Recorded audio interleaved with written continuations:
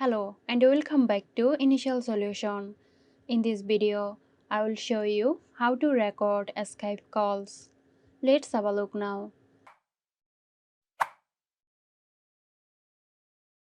Open your Skype application. Initiate a call with the person you want to record.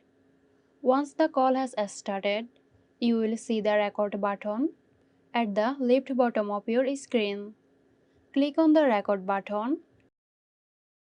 It will start recording.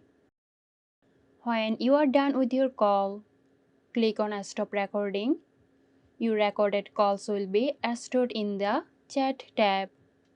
Look for the contact or group and you will find the recorded call there. So that's it. Hope you found this tutorial helpful. Stay tuned for more helpful tutorials here at Initial Solution.